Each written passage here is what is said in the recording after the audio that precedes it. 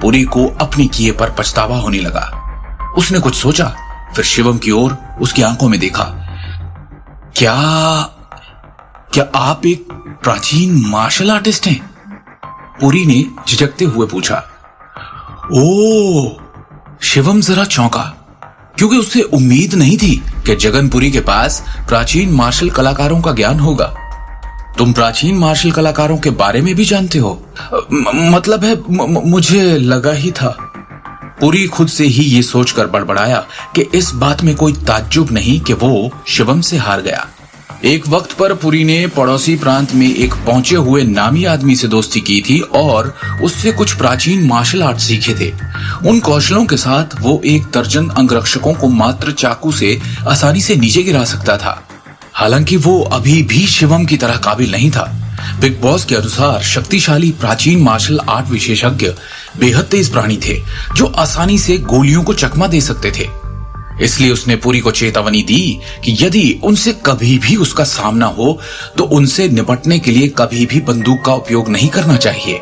इसके अलावा उसे ये भी सीख दी गई थी कि प्राचीन मार्शल कलाकारों के पीछे जो शक्तियां होती है उन्हें कभी भी नाराज नहीं करना चाहिए। उन चेतावनियों को याद करते हुए पुरी ने घुटने टेक दिए और विनती की। मास्टर शिवम, दया कीजिए। मैं अंधा था जो आपको पहचान नहीं सका। मैंने भी कभी आपको किसी भी तरह ठेस पहुंचाने का इरादा नहीं किया था।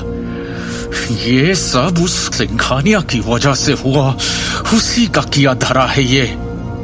शिवम ने स्थिति के तारों को जोड़ा और ठंडे भाव के साथ पुरी से पूछा, सिंघानिया परिवार ने तुम्हें ये करने का ऑर्डर दिया था? हाँ, उसी दर्श सिंघानिया ने मुझे आपको अगवा करने का आदेश दिया था। अभी समझ आ रहा है कि उसने मुझे हथियार की तरह इस्तेमाल किया है। पुरी ने दांत पीसते हुए कहा। वास्तव में क्या चल रहा है? मुझे सब कुछ जरा विस्तार से बताओ।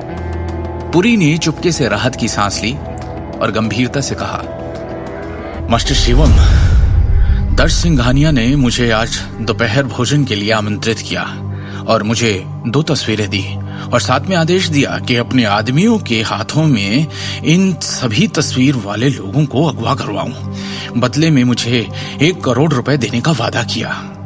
फोटो कहाँ है? शिवम ने बीच में ही पूछा। पुरी ने अपनी जेब से 2 तस्वीरें निकाली और उन्हें शिवम को सौंप दिया। एक दृष्टि के पूरे परिवार की तस्वीर थी, जबकि दूसरी सिर्फ शिवम की। तस्वीरों को देख शिवम का खून खौल उठा। उसने कहा, बोलते रहो। इन सबको अगवा करने के बाद दर्श ने तुम्हें क्या करने के लिए कहा? मैंने बस अगवा करने का प्रस्ताव को माना।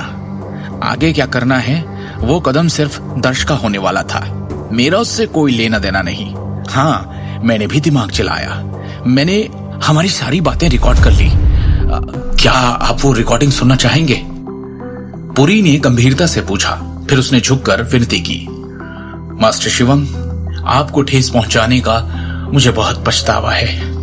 मुझे सच में अंदाजा भी नहीं था कि मेरा पाला आप जैसे महान इंसान से पड़ेगा। मुझसे बहुत बड़ी गलती हो गई, माफ कर दीजिए। शिवम शांति से कहता है, मुझे वो रिकॉर्डिंग दे दो। पुरी ने शिवम को वो पेन सौंप दिया जिसमें एक रिकॉर्डर लगा था। उस रिकॉर्डर में वो सारी बातें मौजूद थी जो दर्श ने पुरी के साथ सौदा करते वक्त की थी। पेन के ऊपर लगा बटन दबाते ही बातचीत की रिकॉर्डिंग बजने लगी।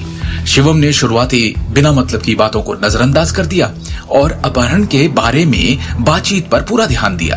उस शिवम गांधी की जिंदगी बर्बाद करनी है तुम्हें जगन। इनाम में 1 करोड़ मिलेंगे। पर आपने तो भी कहा कि शिवम गांधी नारंग परिवार का निकम्मा दामाद है। 1 करोड़ खर्च करने लायक है वो? कहीं कोई और बात तो नहीं?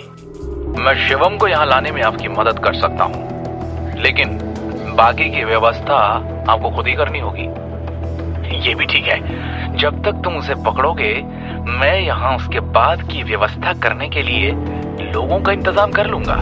रिकॉर्डिंग सुन शिवम का खून खौल उठा। आगे की कहानी जानने के लिए देखिए अगला एपिसोड सिर्फ पॉकेट FM के YouTube चैनल पर और शिवम द हिडन वॉरियर के सारे एपिसोड्स को सुनने के लिए डिस्क्रिप्शन में दी लिंक से डाउनलोड करें पॉकेट FM ऐप।